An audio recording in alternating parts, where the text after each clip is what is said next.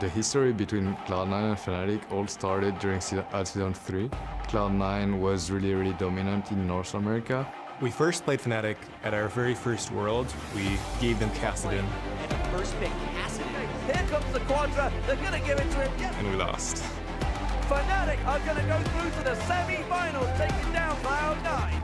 The next match we had against Cloud9 was at the Battle of the Atlantic. We were the deciding factor on whether NA or EU won, and they gave us Kassadin. Well, he's not going to get banned. Instantly pick for Cloud9. Oh, but no highs on the side. He's going to get reckless. A beautiful run coming They just swept us. I think they were really eager to have their revenge. Cloud9 versus Fnatic. It's a long-standing rivalry here for the last 2 years. Now these guys are fighting for control over Group B. Bucks are coming through. A double kill for Balls. A triple kill for Balls. Holy cow! They're all gone. Penta-kill for Balls. Today is going to be a crucial day for us. Every loss is going to be basically the deciding factor of whether they're going to move on or not.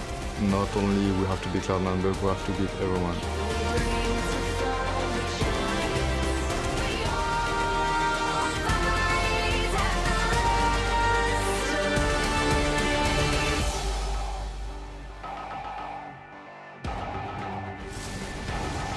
Hometown heroes strike first blood. AHQ takes down Fnatic. Holy cow, they're all gone. A pentakill for Balls.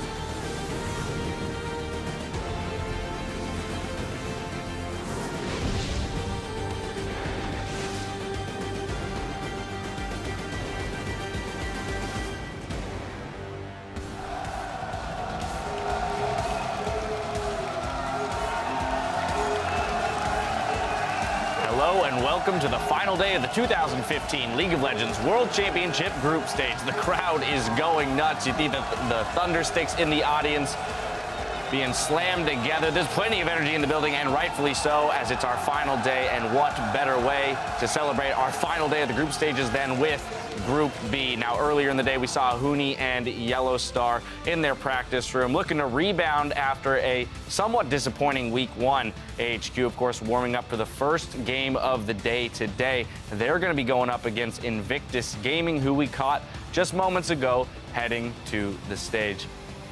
Rookie, of course, not wanting to be seen by the camera, saving it all for the stage. Hello, everyone. I'm James Dash Patterson, anchoring the analyst desk as Group B takes to the rift with Tabe, Aiden Zyrene Moon, and Alberto Crumbs Rengifo.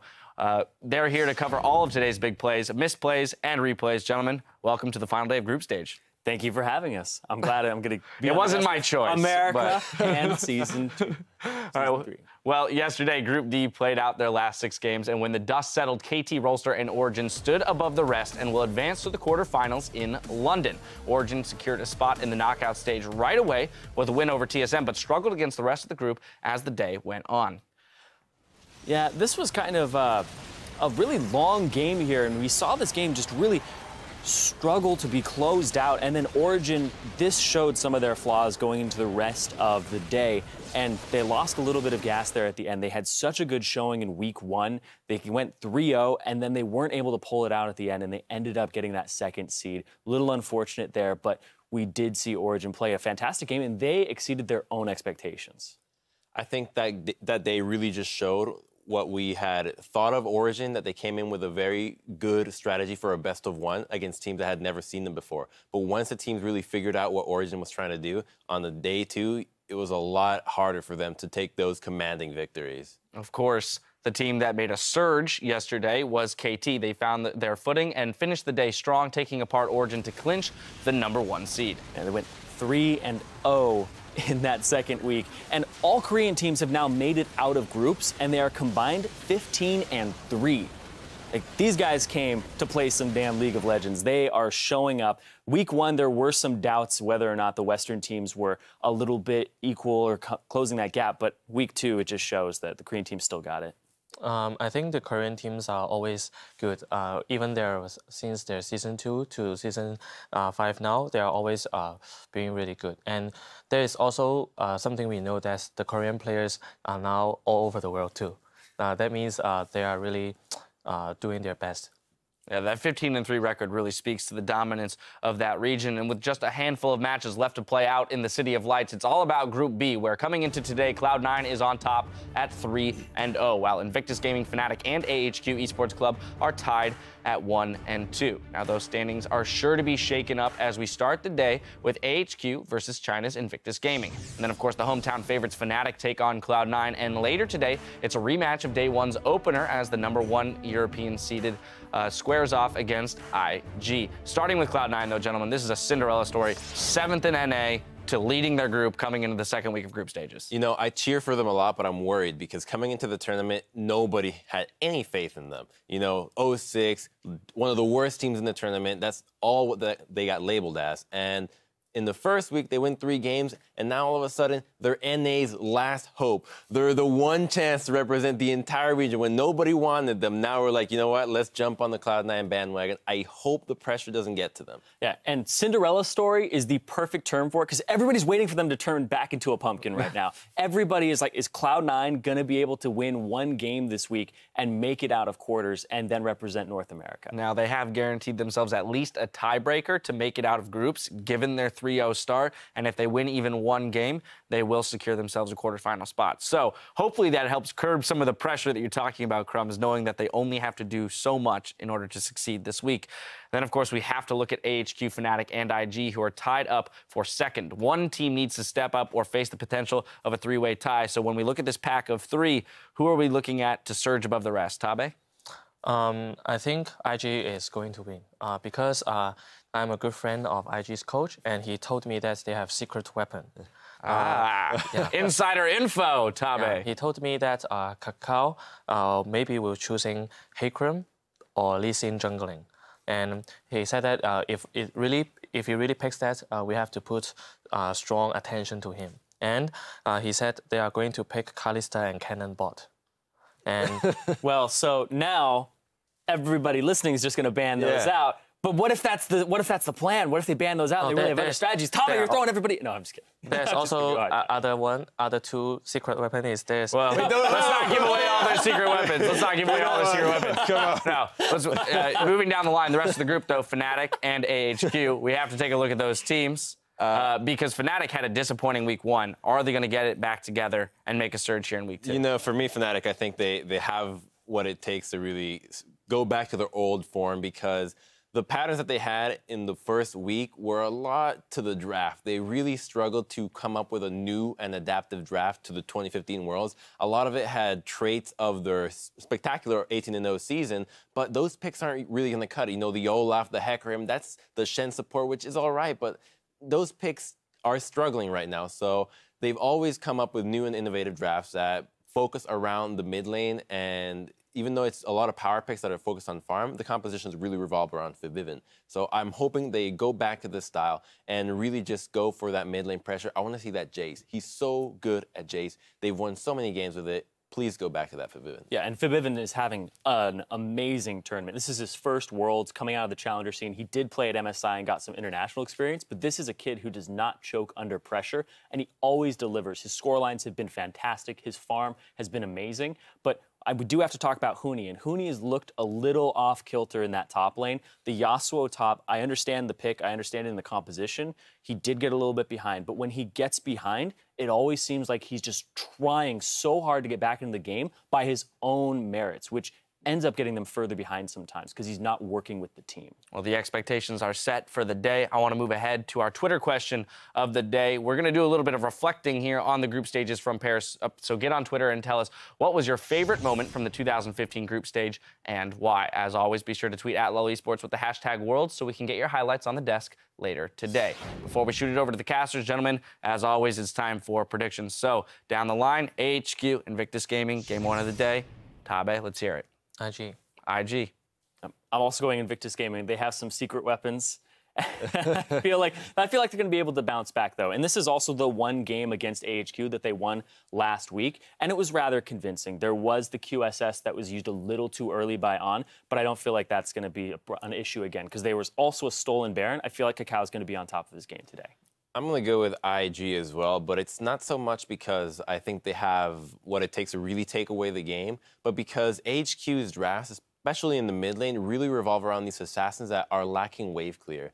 And this tournament has showed that so much revolves around wave management that in the first game when AHQ had against Cloud9, the no wave clear composition was really devastating to play. And with common picks like Kalista and just all these assassins in the mid lane, if they're not comfortable picking a wave clear champion, which Westdoor is obviously more familiar with assassins, I think they're going to struggle in just an overall macro game. So IG for me. IG got the better of them last time. We'll see if they can do it again. That's going to do it for us here at the desk. Let's kick it inside Ladakh Pullman and get on the Rift. Thank you very much, Dash, and welcome, ladies and gentlemen, to the World Championships Caster Desk. I am Max Atlas Anderson, joined by the wonderful Christopher Monte Cristo Michaels and Sam Kobe, Hartman Kensler. And look, this first match, of course, 1 and 2 for both AHQ and IG, of course, Fnatic as well. We'll see who can pull ahead and see whether IG has any more strategies left. I'm still hoping more secret weapons. More secret weapons that maybe aren't so secret anymore, but I'm still hoping for the 4-way 3-3 tie. Now, for this to happen, each team that won last week would have to lose to that same opponent this week. Yeah. That's the dream. And Cloud9 don't have to lose to everybody. Yep. I'm just hoping that we actually get to see that. Yeah, it will be pretty exciting. That'd also be a very long day, Monte Cristo, which will be absolutely fantastic. You saw Westor on your screen right there, and we'll see whether he gets his fizz this time around. Of course, this game, we do have AHQ on the blue side, which means they may be a little bit more flexible as far as their picks are concerned. And Westor, I mean, he seems to just pick fizz whenever he can. Yeah, I have to say, one of the biggest strengths for Invictus Gaming in this matchup is the mid lane here. Rookie just smashed Westor last time around. As you said, though, this time around, IG are on the red side, so they won't be able to throw as many targeted bans. I think they might hold on to at least the Twisted Fate ban, because that is a champion that would be devastating for Westor to grab. But the mid lane is also heavily influenced by the junglers, and both of these junglers have been hit or miss. Cacao and Mountain have both had horrendous games already so far with the Rengar as well as Cacao's Skarner game, so definitely a lot of variance coming from the jungle that could easily sway that mid lane as well. And whichever of those guys does show up can definitely influence them. Yeah, we also have to talk about the duo lane, especially IG's, because On has been kind of the main gold siphon on AHQ. But IG, they played Kalista and Kennen in this last matchup. Now, they played Zitai on the Shen, and it was all about, okay, let's try and get our bottom lane ahead, protect them. But even then, they couldn't actually secure a Baron with Kalista. They got that steal. It was really, really unfortunate. IG had very poor vision control around that objective. But for me, IG, the story here is they're basically Chinese TSM. What do I mean by Chinese TSM? I mean everything relates to TSM for you, huh? Black and white logo? Yeah, got black and white logo. Yep. They're probably not going to make it out of groups. No, not that. But in terms of percent damage, Rookie is dealing 41% of his damage. Kid is 16th of his team's damage. Kid is 16th for 80 carries in terms of percent damage. That is absolutely awful. Cacao is 16th amongst junglers for percentage of team's damage. Rookie is carrying the crap out of IG right now. And they have to find some more balance, because being TSM didn't work for TSM, and being Chinese TSM is not going to work for IG. They need to share the load here, put Zitai on some of these split pushers that we know he can play. Well, exactly. But let's take a look at the starting lineups, ladies and gentlemen. Starting on the blue side of the stage with AHQ. The top lane is going to be Ziv. Mountain in the jungle. We'll see whether he brings out the Rengar again. Westor there in the mid lane, of course. The Fizz God himself. We'll see whether he gets that champion in. Arn and Albus there in AD carry and support. And the coach backstairs there as well. And turning over to the other side of the Rift, Invictus Gaming on the red side. Zitai up in the top lane. He did win them the last matchup. Cacao in the jungle. Mid-rookie. AD carry Kid. And supporting him will be Kitties, of course. I have to say, that Shen taunts that Zitai did get off on, we can credit him and say that was sort of one of the game-winning plays, but as you said, that was a big mistake by On. Pretty much the rest of the tournament, though, On has been really big for HQ, and he's been a big carry force, so we don't expect that type of error to happen this time around. Oh yeah, I mean, Zitai, even in his lane, pretty much dominated the Maokai, got a solo kill in that game against... And that's saying something, because Ziv is a really big force for AHQ. Yeah, and one thing that I want to bring up here, though, is it seemed like we'd gone into some weird hyperbolic time chamber last game. We saw the big tanky top laners in the Maokai and the Shen. It's interesting. As we get into Champ Select, we'll see whether we do have any carry top laners. I want to see Zatai, play, maybe even more Riven. Just don't do it into Shen support and then get counterpicked. But here we are, Azir first ban, and Gangplank's going to be the answer. Yeah, HQ after last week, after all of their games, and they did a couple interviews, and I think it was On who was talking about that they have a much better handle, or they think they do, on the current meta after the first week of groups, and they have a much clearer idea of what to go for in picks and bans. Here, obviously, targeting that mid lane here, banning out Rookie and a couple champions here, and first picking that at least for the jungle. So Kakao doesn't have to play Skarner. Yeah, massive first pick rate as well for that Elise, so makes a little bit of sense there. Still keeping the Kench on the bench is Invictus Gaming, but the standard GP and Mordekaiser red side bans still come through. Zatai with the hover of the Ringer. Absolutely, and there's the Fizz too, but I think it's so smart for AHQ just to target out the mid lane on blue side. Again, Rookie has been the carry force here, so why give him anything that he could really work with? But, the Lulu and the Jinx will be the first Lulu takes. is one of the best in the world as well. He's absolutely fantastic on that champion. Yeah, we'll see if the Morgana comes through as well, and they do a full-on protect Kid the Jugga Jinx composition here. I don't know if I'd be putting all my eggs in the Kid basket right now. If you protect it, makes me nervous. So there's two schools of thought, right? If you have a weakness, you either put everything into trying to protect it, or you just kind of leave them to the wolves. But meanwhile, wolves, wolves you say for Kid? Well, yeah, I got the sides mixed up there. The Kakao has yet to choose his champion, and it's going to be Mountain on the Elise. Let's see if they do steal away half of the secret weapon there, taking Kalista. Well, they certainly so have. And that's a really strong bottom lane there as well, coming through for AHQ. So Thresh and Kalista already taken away. Kitty's signature Janna pick, and that'd make a lot of sense here. I do like it. Sort of adds to that Jugga Jinx flavor as well. And Zatai looking to pick up an Olaf, or it could be Kakao, who's basically everything. Yeah, I really do like this pickup for Zatai, getting that Olaf. I mean, technically it could be a Kakao jungle Olaf, but we'll say that it's going to be a top lane here because that gives two threats that you can support with Lulu and Janna. Lulu and Janna both work well, also enabling Olaf. So if your Jinx does fail and Monte Cristo does not believe in Kid and he performs as he expects, then you still have an Olaf on the front. It's not all about, Monty doing it, but it's okay. It's okay. HQ now about to round out their picks here, and we'll see what Arn and Albus are going to lock away for Westor and Mountain. Yeah, they're getting... This is available. They're getting ostensibly counter picks to both of the solo lanes right now, unless IG really wants to flex in that last round of the draft. But the jungle, a bit of a mystery, and will the Hecarim come out as predicted by Tabe? It would not be bad with this composition for sure. Lee Sin also, I think, was another one of the weapons. All right, so they do go with the Darius into that Olaf, and surprise, surprise, Westor Fizz comes through. So once again, no wave clear here. They've got the Kalista with no wave clear solo laners. Gonna be hard if AHQ get behind. Tabe was right, everyone. Tabe was right. AHQ probably didn't have enough time to listen, so nothing given away. And Kakao looks like he's gonna go back to sort of the old style as well, the Ignite and the Smite on the Hecarim. We'll see whether he switches that over or anything. Yeah, big thing here, though, is that Rookie is on the Lulu. So he's going to be trying to help out the rest of the team rather than taking it over himself. Lulu is no slouch in the early game, can easily punish Fizz, though. So can shove him under the turret, and we'll see what sort of CS deficit Westor gets himself into this game. Yeah, I'm a little bit worried about this Invictus comp, though, considering the fact that Kakao did sort of farm up a whole lot on that Skarner, let them fall behind a whole lot early. Is he going to be focusing too much here on the Hecarim, just trying to get himself huge? I think IG probably wants to lane swap here and just fast push with Jinx Janna and avoid until Kakao can hit 6 and they can really start doing some damage. HQ basically has no wave clear on this composition, so they're going to have a very tough time, I think, surviving this early game, even with Kakao just farming the jungle. Yeah, it could be dangerous. And of course, self-sufficient lanes there as well, in the fact that they do have the undertow.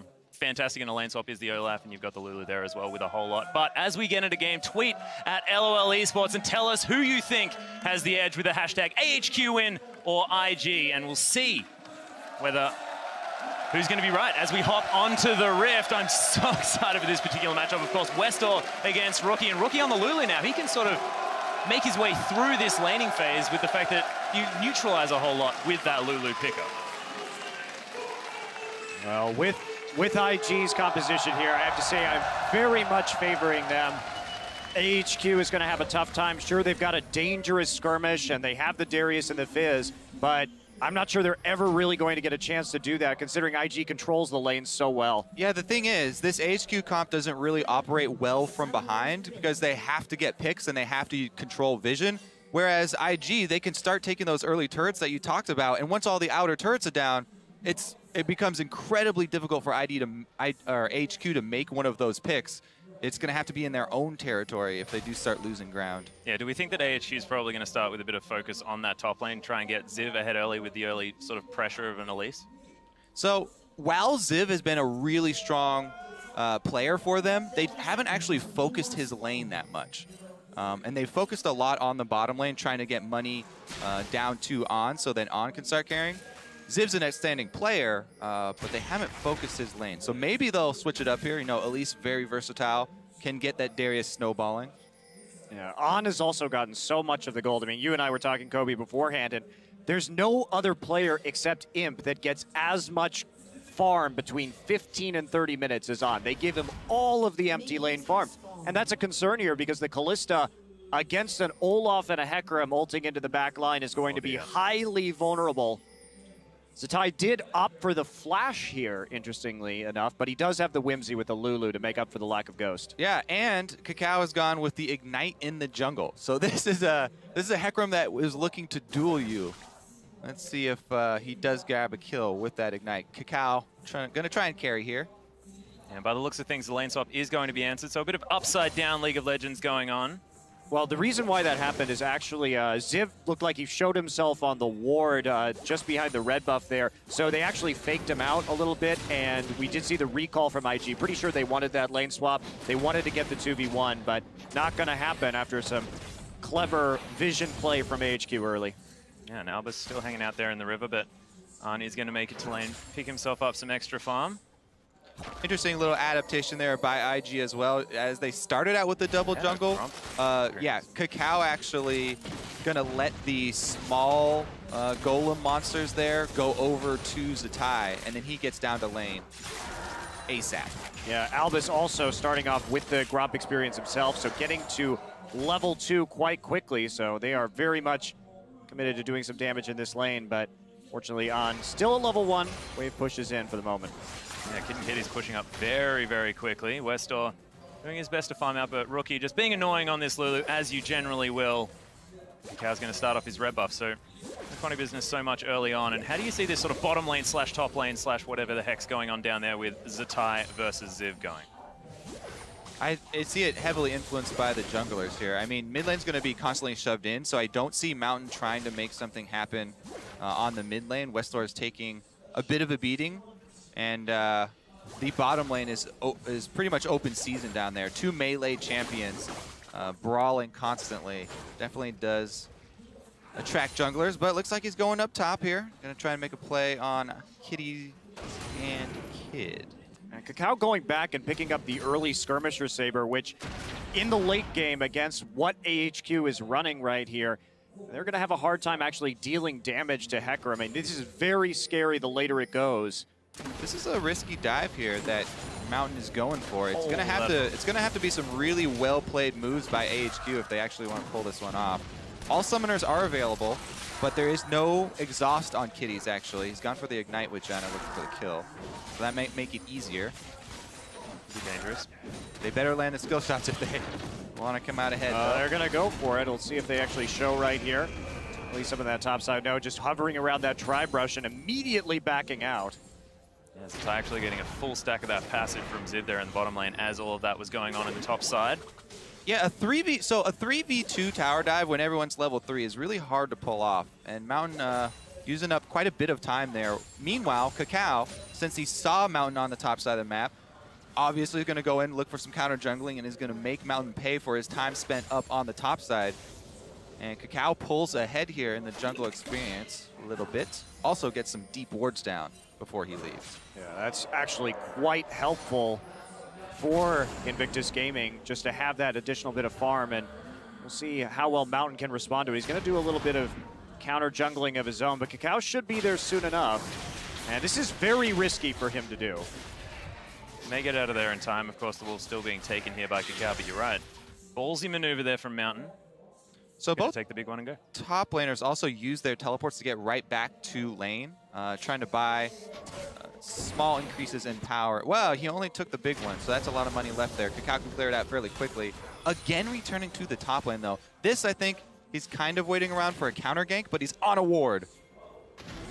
It is going to wear off here, but Kakao running forward. Mountain looks like he didn't even see him there as he runs straight into the cocoon. Kitties throws out the Zephyr. Mountain. Oh, that was a fantastic Howling Gale. So about that's going to be first blood. Volatile jungle matchup there. Mountain spends so much time up top, returns and sits on a ward here. Easy move for Kakao. Not to mention, he just had Machete, so the Smite upgrade doing work for Kakao, basically ensuring that he's going to win that duel.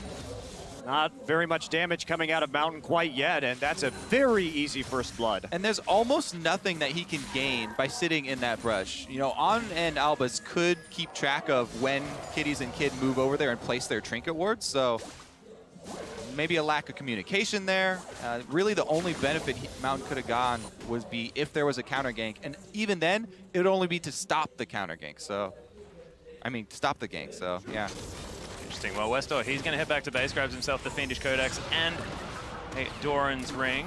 He's going to head back. Bit of a CS deficit there, but will catch a wave as it heads towards the turret, and Rookie is going to do the same. We'll see what he decides to pick up. Looking very good for IG here, though. That also gave Kakao an experience boost, getting that, getting a share of that kill. So Hecarim going to scale pretty well here. Looks like he is going to go for the Cinder Hulk Hecarim as well. Oh, Mountain! Yeah, what makes you think you can go in IG's jungle after dying like that? Well, he's going to die again. The other two comes through, and Zatai's going to lock that one down. Kakao standing out of range of the rappel as well was beautiful. There are two things that you need to do before going into the enemy jungle. First of all, well, I guess he still has his flash. He didn't use it the first time he died. But you have to have lane presence. You have to at least have your laners push up the lanes this early in the game. It's so dangerous to go into IG territory. Yet Mountain goes on a solo mission there, and they actually don't even call Zatai's move straight up the river, catching him out. Yeah, not only that, but he should know that Kakao recalled at the same time, and it takes longer for him to walk into the enemy jungle than it does for Kakao, who basically just went back immediately to walk into that same side of his own jungle, so you just can't play like that. This is why we've seen the rise of the teams with really good jungle and support duos. Because of the danger of getting this early vision, you need someone like the Thresh who's on your team who could lantern you out when you're trying to get that first round down, but he goes on the solo mission. Yeah, not to mention, if we just take a look at On dominating that lane in terms of CS right now. They've kept it pushed up the entire time. Can be very easy for AHQ just to send Albus over into the top side. You need to control the top side, control the side of the map that you're winning right now, and that bottom lane vision really doesn't give you a whole lot. Well, there's a lot of wards in the jungle there for IG. We'll know who's coming up. Pinkward, unfortunately, not going to be spotting it there for AHQ, but Kid and Kitty's now trying to shove this one out. But you're exactly right. I mean, that CS lead still there as a huge wave heads towards the turret for Arn to eat up. And AHQ needed these early advantages. They had to get them because the later this game goes... I was looking for the combo there. Yeah. Throw the lantern, then take the second half of the hook, but they didn't have quite enough vision to be confident to go for it, I guess. So right now, as we take a look at IG, they've got everything they want. They got the first blood onto Jinx. Well, that's going to normalize the AD carry matchup just a little bit. They've got the Olaf ahead, so now On in a whole heap of trouble, and Rookie's just been taking care of himself versus Westor in this mid lane. And this is quickly spiraling out of control. You can take a look at it and you say, okay, 1K gold deficit. But with these two team compositions, this is pretty disastrous. Exactly. I mean, not only has Mountain, kind of set back the two important lanes there for his team, but Kakao is going to outscale him as well. Already completed the Cinder Hulk, and they're easily taking Dragon without having to give up presence in any of the lanes right now. Yeah, this is sort of the standard IG move as well. You just move the lane swap down towards the bottom side, get all of that control. Hook! Was optimistic there from Albus, but the Dragon, is going to be secured here by Kakao. I'm really surprised by HQ. The game that we saw them lose versus Cloud9, they played, again, with the Fizz and the Darius and the very low amount of wave clear with a pick-oriented jungler in Rengar. Now they have Elise, but it's effectively the same strategy. And they failed to snowball the solo lanes. And it's just happening again. It was very ineffective in the first outing of a similar composition, and they're just running it again. The thing that I'm worried about here is the fact that AHQ, I mean, they banned 3 of Rookie's champions, and then he hops on arguably his most successful in the Lulu. Those bans literally meant nothing. Many questions. Many questions, Monte Cristo, most definitely. But bottom lane is going to normalize, so we do actually have a bot lane now, which is handy. 2v2, Kid and Kitty's playing very far back. Pierce not going to find them though. 97 to 82 in that farm. Ziv taking a lot of damage there from Zatai, but the Apprehend comes in. That's going to be a lot of damage. Zatai, he wants it. The ult comes down, but it's not enough. Oh, flashes forward. Is the passive going to do what it is? And Ziv grabs a solo kill. Once again, even though AHQ don't give much to Ziv, they even actually bet a kill to his lane opponent, and he still comes up with an outplay. Well, he's a shining light for HQ right now. He is their hopes. Their hopes and dreams rest on his shoulders. It's a pretty dark night, though, Kobe, at the moment. It's Kid and Kitties. They are going to clear out a ward. Fantastic stuff.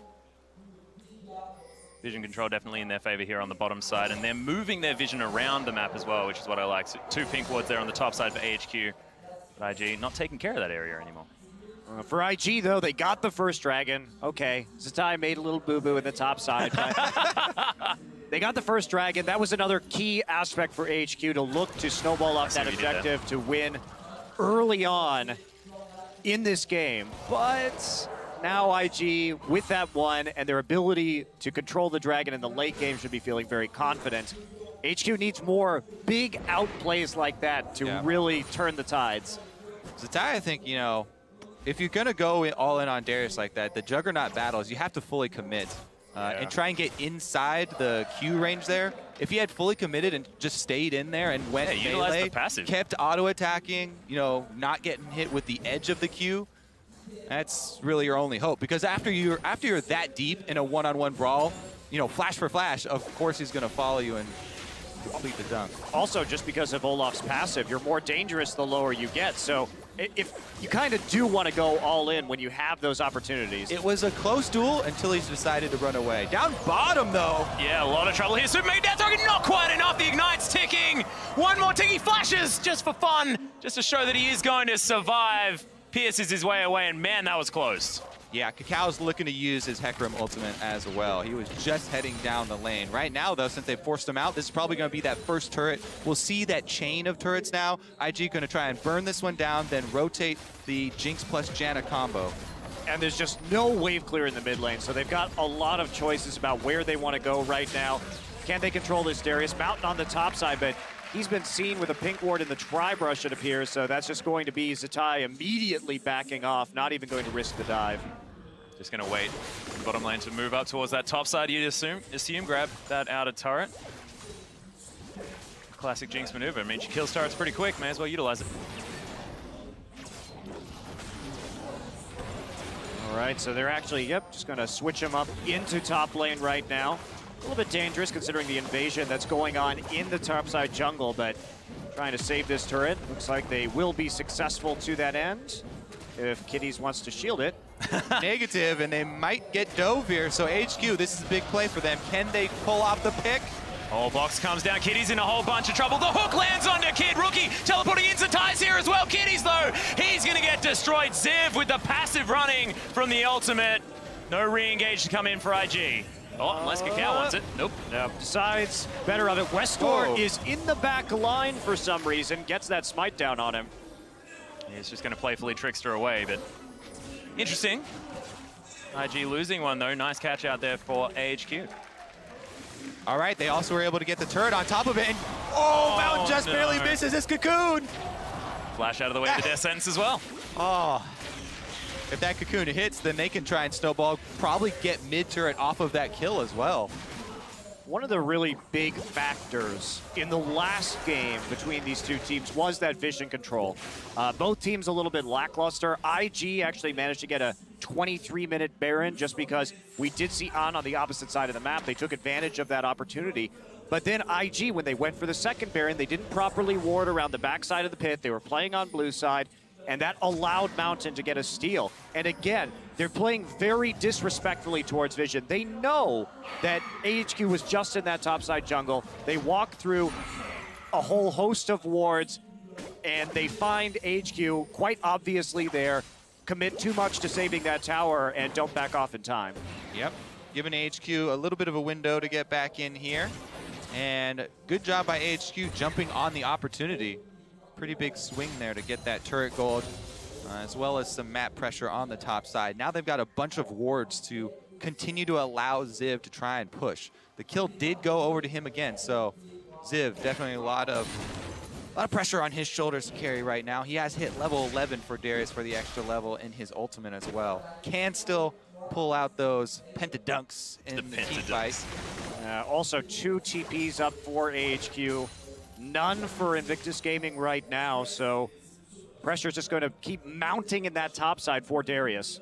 Also, I have to say, Westor, the CS deficit, perfectly acceptable in Fizz versus Lulu matchup. Oh, yeah. He actually did not get punished too heavily. Crucially, did not lose his tower. Yeah, that is the big deal. Of course, one thing I really like as well out of the AHQ comp is that if they do manage to get a pick, and they've got a lot of abilities to do that with the Cocoon and the Death Sentence, you get Ziv that passive rolling on the ultimate, they can roll over the rest of the fight if it does ensue, and it's a lot of the reason why IG decided not to re-engage that situation. We'll see whether they can utilize that as the game moves forward. This bottom lane has to play so safe for IG. They don't have any backup right now. No teleports available for them. And Kakao is slowly making his way over to try and provide some support. HQ needs to get this dragon. You can see them pushing the way forward right now, threatening that dive, but they can't just wait here until the TPs come back up, and they are ticking ever closer. They need to actually commit to this. Looks like they are going to be pulling it out now. And Westor had managed to push that wave up there as well, as Rookie staying very far back. Dragon looks to be falling here on. Just going to rend it. Pull the spears out. No, not even going to do it. Doesn't want to waste the mana. And now he can just smite it away. Nobody likes rending objectives in this matchup, it seems. Apparently not. IG, nope. HQ, nope. Well, look at this. Quick map movement up towards mid lane after the dragon. Can they finish it off? IG going to try and defend here, but they leave top open for Ziv now.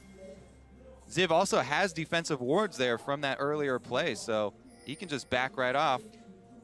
Yeah, and despite some decisive early moves here from IG, it looks like they're playing scared at this stage of the game. They lost so much tempo with that play up top. They had a lot of momentum in the game, but the duo going up top, getting cornered, and then the kill for HQ on the tower as well. Just what they needed. Yeah, that said, IG going even in gold at 20 minutes, definitely not the worst thing for them. True.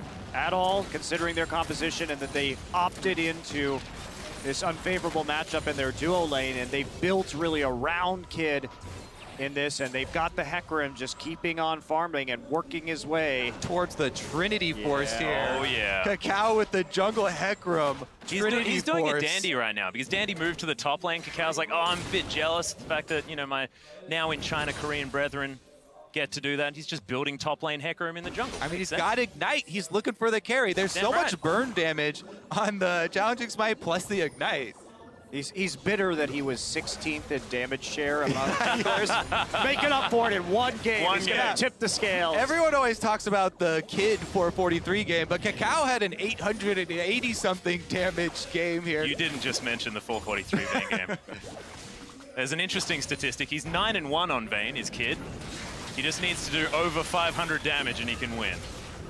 Well, no Vayne this game, so. No, not happening. Thought it might come out again. One can hope. There's still a couple more games today. See, that's the key to Vayne. You get just the damage from Silver Bolts, so you don't actually need items or to win lane at all. Well, look at You need this 4 digits in the damage, Monty. here. That's what you need, at least 4 digits. They need to place a teleport to get that teleport, or a ward to get the teleport in Cocoon back. down onto Kitties, though, takes about half of his health there as Mountain comes in. The Chum the Waters is down, but the Monsoon's there. Arn picks up the first kill as there's the onslaught of shadows, not doing too much from Cacao, as he's going to have to get out, but can't. There's no flash there. That flash from Zip right in, but the apprehend's not going to find it, and IG can disengage. All right, they're going to be able to take the turret after it, though. No flank wards at all coming in for Invictus Gaming as they push up on that turret, and they are very brutally punished. Mountain just sneaks in the side and gets a cocoon. And a kind of delayed reaction there from Kitties. Dies, his flash still up, tried to burn that Monsoon instead. Look at the wards. IG just don't have any on the map here. So there's Mountain. Let's see who drops the ward. I think he's going to put it down for him. Yeah, Mountain actually places the ward for the teleport to come in. Kitties just gets exploded here. What is this pink ward doing in the middle of the lane right now is my major question, but taking a look at the rest of this fight, I mean, An gets out very easily. Cacao gets into the front line, but he's got no support at that point in time. So HQ roaring right back in this one, surprisingly. Yeah, completely. Almost 2,000 gold now, the lead for this team. Hops on top of the land there as well, does Arn. Kid and Kitties make their way back towards the bottom side. Kid throwing down another pink ward.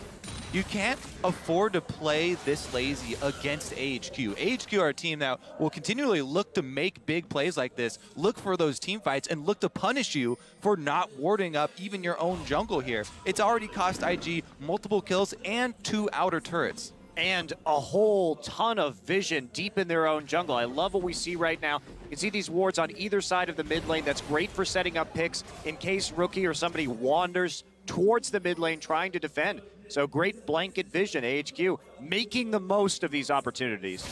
And now also able to play around Ziv as well. That carry in the top lane, 2-0 and 2 now on the Darius, has a decent CS lead on about 20 as Westo, he's trying to find his way in. Albus lines up the hook but can't find it under Kid.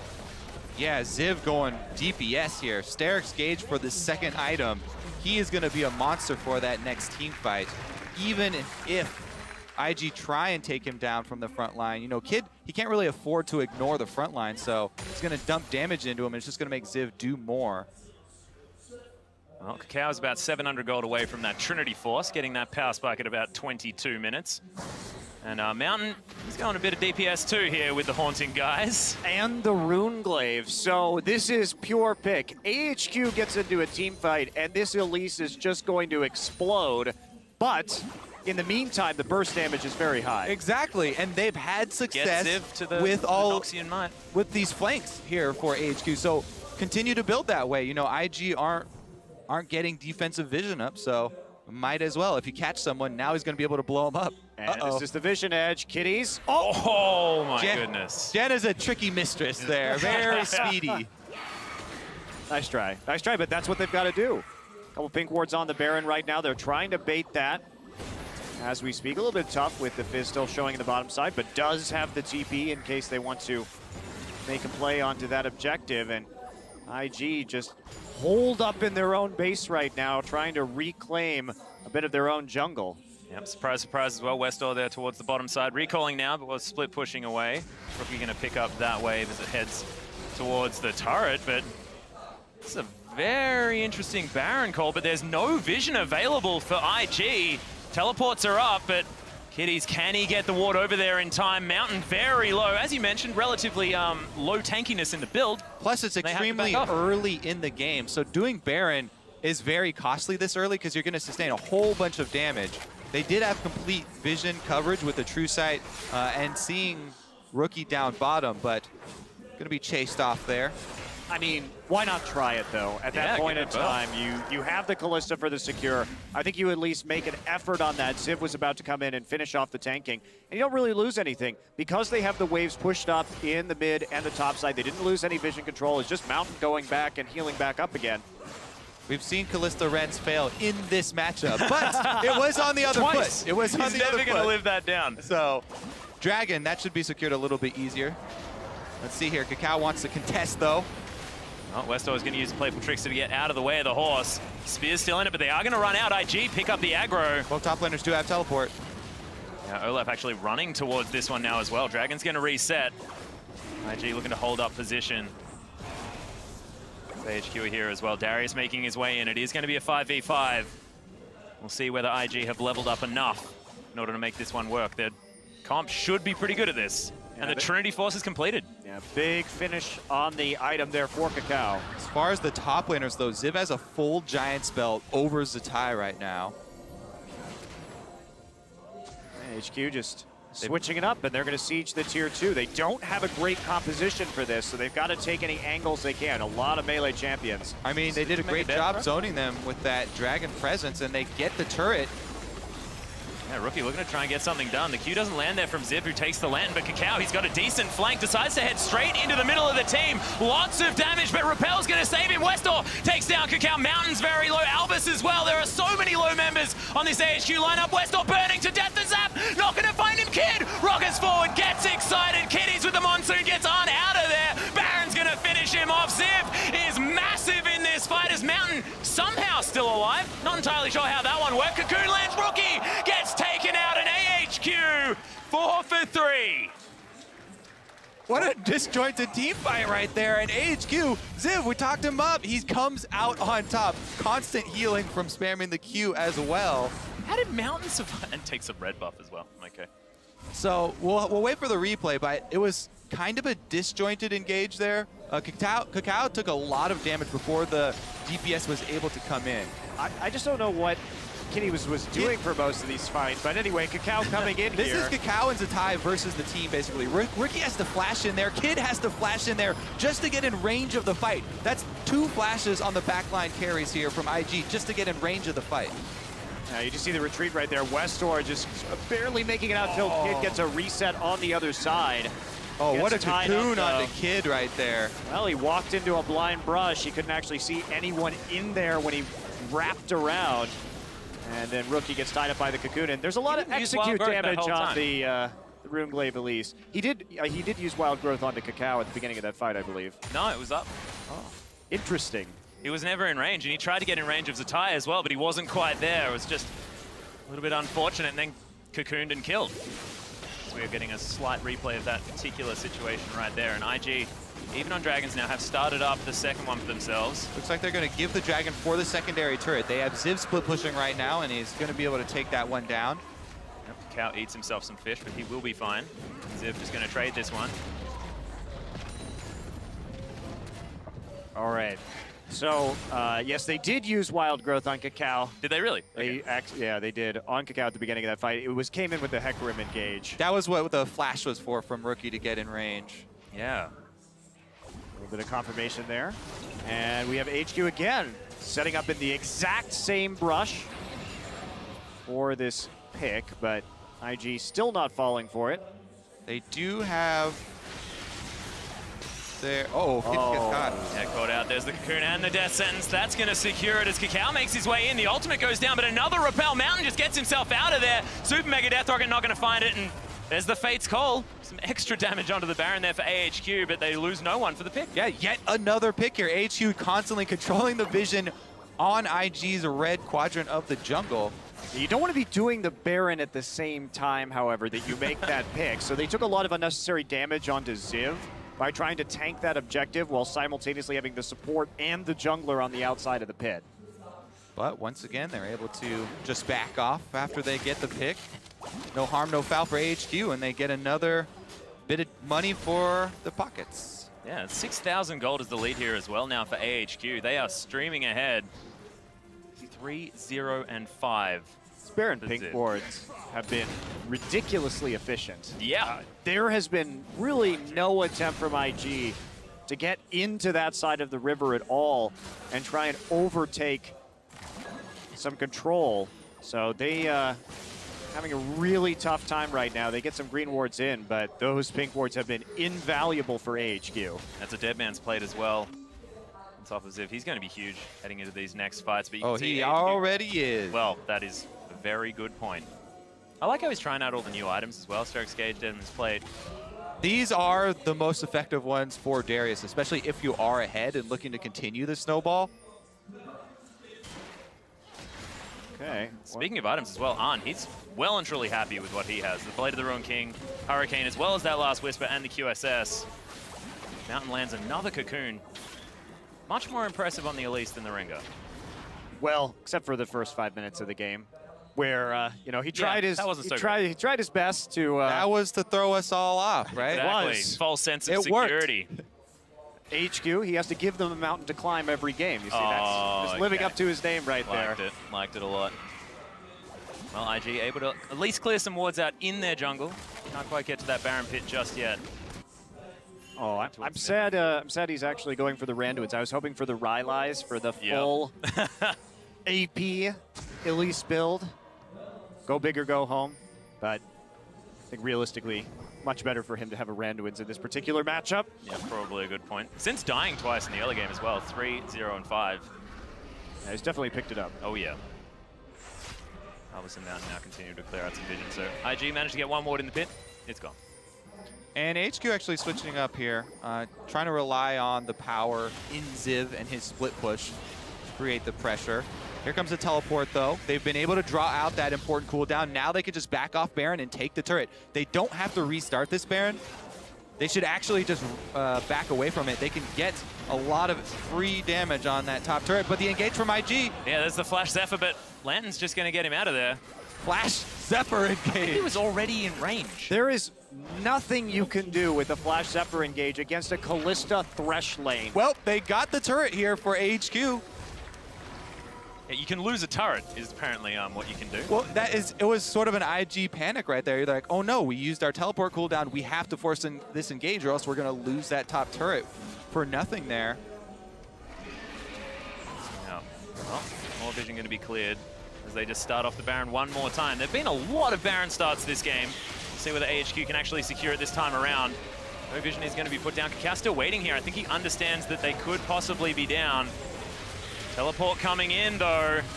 That is going to be Rookie making his way over the top. Westor's going to find him straight away. Just immediately eaten by the fish. Baron secured as well, and AHQ streaming ahead in this game. It's 9,000 gold now, the lead, and a Baron buff circling around this side. And this is the HQ we were expecting, sort of the dark horse heading into the competition. That was brutal. Yet they don't care about wave clear. They're just going to make picks to come back into the game. It's a risky strategy, but they were able to perform. Well, they did control the Baron vision for a very, very long time quite well, so they were able to make that comeback and actually secure the objective, take the inhibitor. But, I mean, IG has been all over the place, too.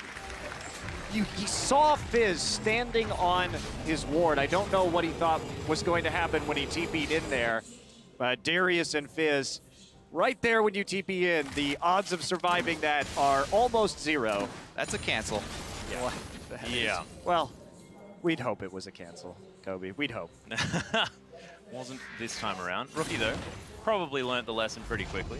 Yeah, let's see if we can watch Ziv in action some more here. Yeah, the reason I say like these are the best items for Darius when he's ahead is because you stack up so much speed with the Dead Man's Plate. You can get there for the engage, and once you're in range, your Black Cleaver speed takes over. Yes, you use up your Dead Man's proc, and then you have the constant bleeding to renew speed for him, and you have the backup damage from Sterix, so he's a complete monster. Meanwhile, Westor finds a solo kill. Yep, Kakao is going to fall down.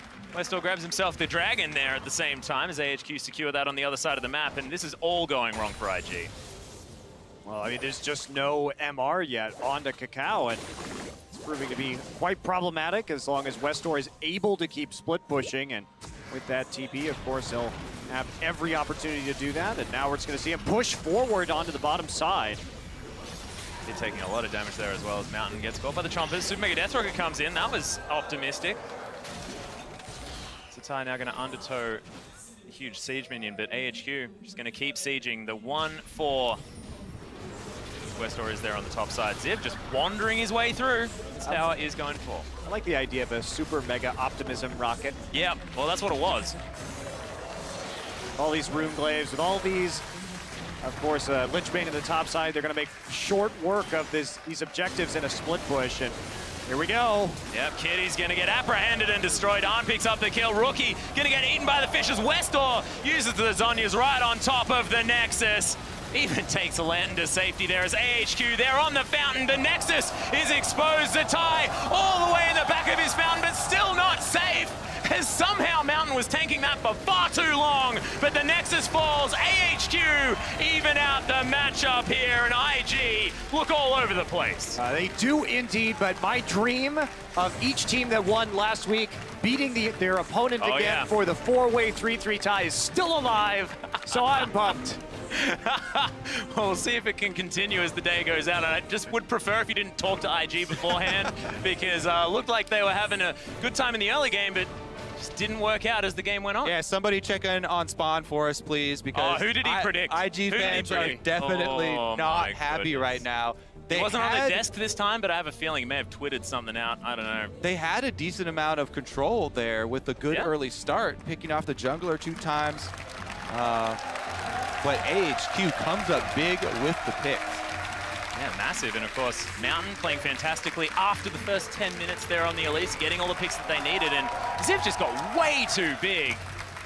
Huge congratulations to this team. And Westel there with a solo kill onto Kakao at the end, sort of icing on the cake.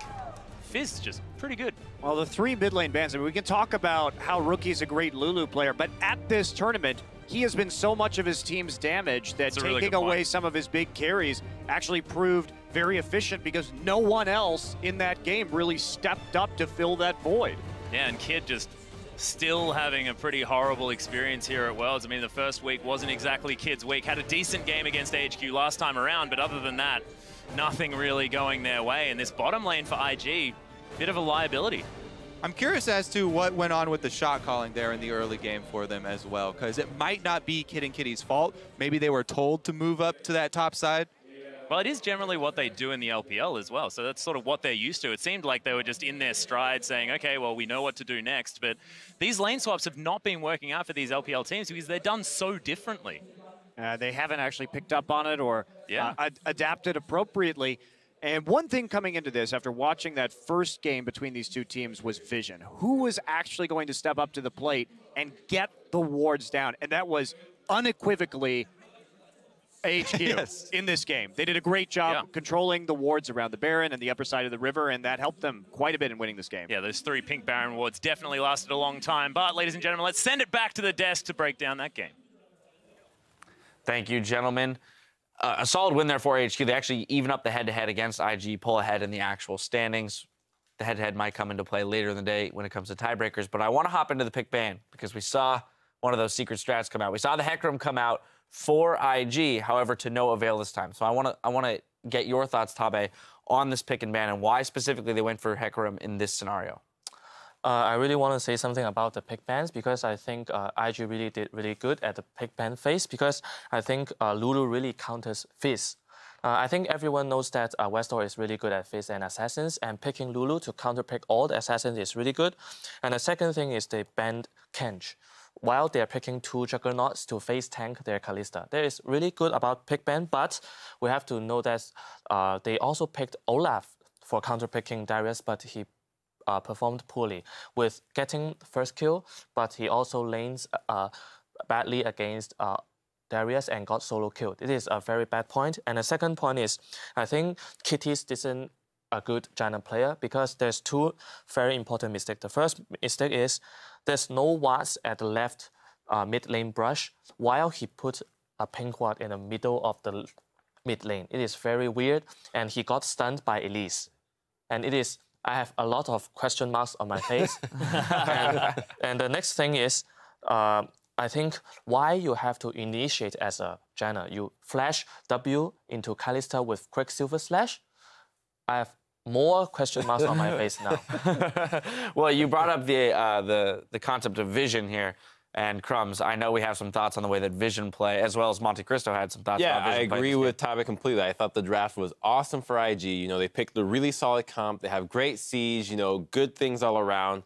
But I feel like they tunnel vision so hard in the preparation. In terms of fixing their macro play, just go for, you know what, we're going to beat you with weird composition. We're going to add the Hecarim, spice things up. And the reason why we don't see champions like Hecarim and the 4 meta junglers right now are Lee Sin, Rek'Sai, Elise, and Gragas is because all 4 of those build Sightstone. All 4 of those also have abilities to face check brushes.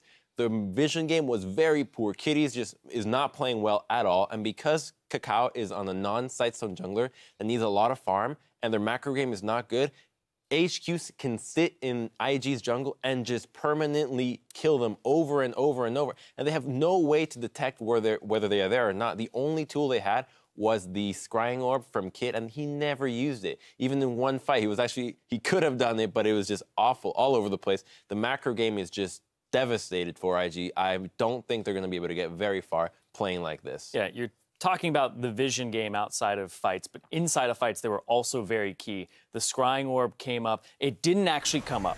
It was up. It was available here. They don't have Rocket for this fight, and it would have been amazing if he had held on to this Rocket. He just fired it middle. Kid was just trying to clear a wave. But what ends up happening here is Rookie, you know, he's running off the left side. He's not backing up Kid. He's not basically reinforcing this Jinx. In Westdoor, you know, you see the reset come through here for Kid. Runs into the brush. He has Scrying Orb. Scrying Orb the brush. You don't have to face check this. And he gets cocooned, and Rookie's on the opposite side of the fight from him. And it just ends up being an absolute disaster. So if they had had more vision available to them, if they had set this fight up properly, and you're talking about their macro game, their micro game, their mechanics do not seem on point. It's lack of trust in your teammates. Just you want to do your thing solo kind of thing. Well, they weren't even doing their own thing. The Scrying Orb was totally available. Yeah. That's a solo play at that point. Now, that being said, AHQ played the vision game very well. So from a macro sense, things are looking up for them. However, there could be some questions raised about their early play, especially by Mountain, with some very strange movements into the enemy jungle without any kind of support and giving up early kills. I'm still not sold on Mountain because when you banned out the Rek'Sai and the Elise, he resorted to the Rengar, which was overwhelmingly bad. And nobody else seems to want to target him again. We saw how poor he played the early game. Maybe put him on a weaker champion that he will falter even more. So the games that HQ has to play in the purple side, I would be very worried for Mountain getting targeted. And also, Westdoor seems to always pick Fizz no matter what. Yeah, they're very predictable in their pick ban. The Fizz is going to come through, and I thought IG did draft a really good composition to deal with the Fizz, to have the counters with the Janna and the Lulu and the wave clear. But you can't really ban out Mountain when you're red side. You really have to ban Gangplank, Mordekaiser, and then they threw Tahm Kench in there too. And I also think AHQ, despite everything that went wrong with them, they did go for some comfort here. Ziv did have a carry top lane champion, and he actually got to draft the Darius after he had seen the Olaf. So he was actually able to go into that with comfort, knowing that that was a counter pick for him. And I think what I have to agree with Crumbs, Crumbs brought out a very good point about, I have never think of that because I'm not good at jungling, but Crumb's point is very crucial. Why you have to pick a champion without buying a side stone? At the early stage, like Elise is like a silly guy, he's invading the jungle and he failed badly. And we can see that Hecarim has finished the green, what's the name of it? Cinderhulk? The Cinderhulk. Yes, with the fire. Yeah. The Sunfire Cape jungler item. And he soloed the dragon with Janna. He's having a huge lead, and Elise is doing nothing. But after that, when Elise brought out his first side stone, he controls the map, controls all the vision, and we can find that Hecarim is not snowballing the jungle phase. Yeah, he takes way too much gold. The vision game was there for HQ. The macro game was there, and they come away with the first win of the day. We need to take a quick break, but the action continues when we return with an EU versus NA clash between Fnatic and Cloud9. We'll take a look at that right after this.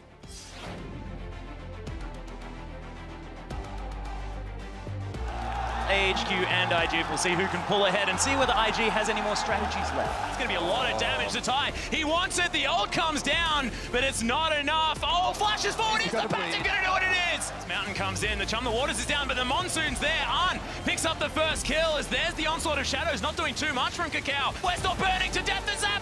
Not going to find him. Kid rockets forward. Gets excited. Kiddies with the Monsoon. Gets Arn out of there. It's AHQ. They're on the fountain. The Nexus is exposed to Ty all the way in the back of his fountain, but still not safe. smoke all over the place.